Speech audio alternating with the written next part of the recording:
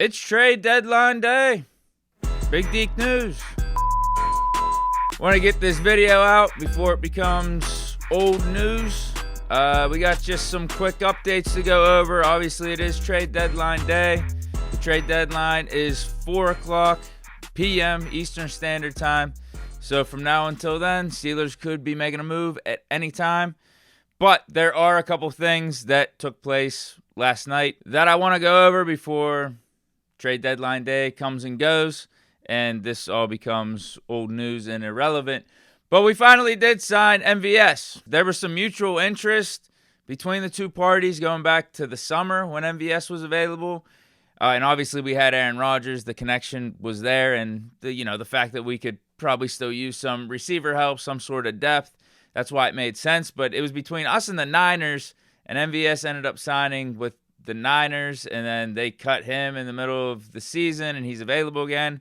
Then the interest between the Steelers and MVS picked back up to the point where last week we're getting legitimate reports from legitimate sources that are saying MVS is signing with the Steelers. But then the next day, MVS was not signed with the Steelers, and then there was a lot of backpedaling saying that, yeah, the signing's going to take place next week.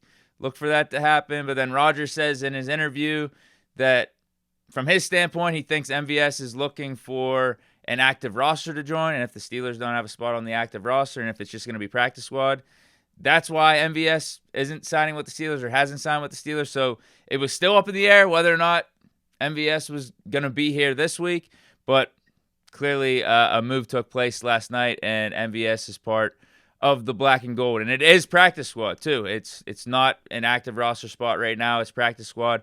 Will we bump him up to the active roster at some point soon here? I think so. We probably should, because I like this move. I think this is an upgrade in the receiver room in some capacity. Like, obviously, Roman Wilson, we've been seeing some ups and downs from him. I don't think Rodgers is fully comfortable with Roman Wilson just yet.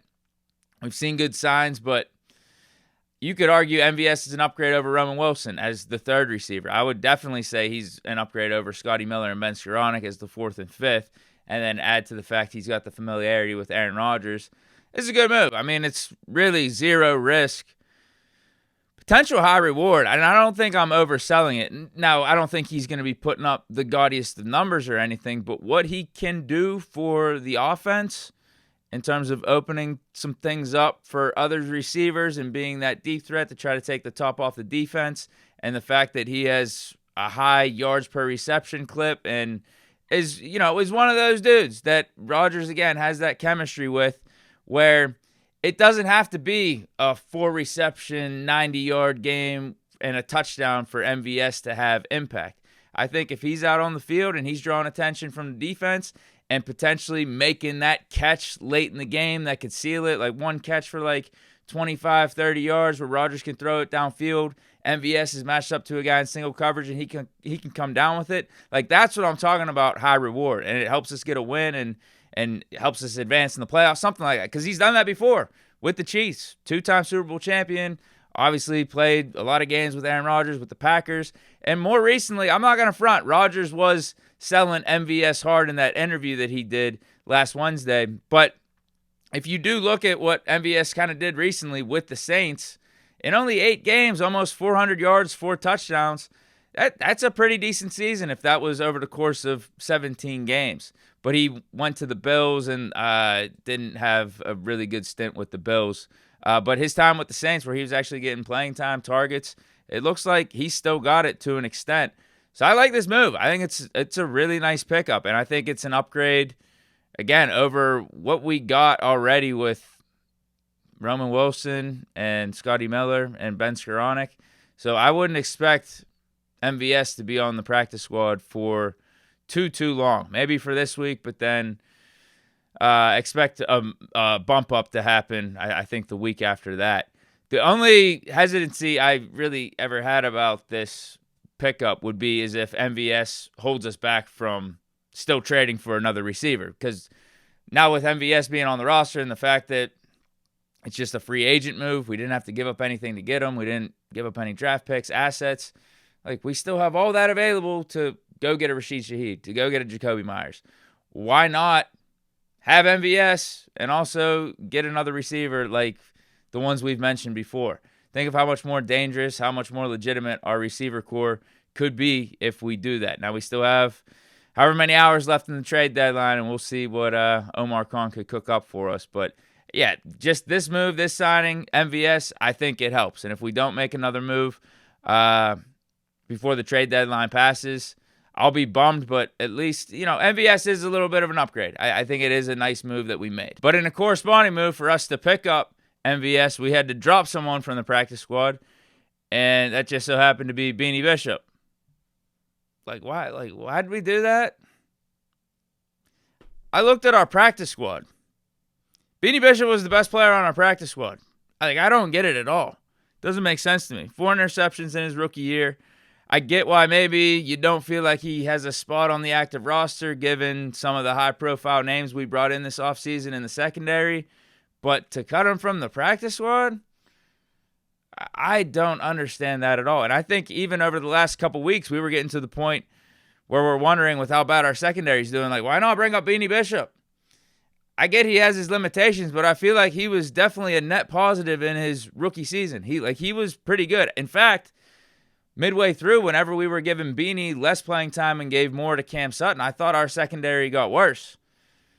So I don't know why the hell we would get rid of Beanie Bishop to bring on MVS. Of all the people on our practice squad, I'm telling you, there's a lot of worse players on our practice squad than Beanie Bishop.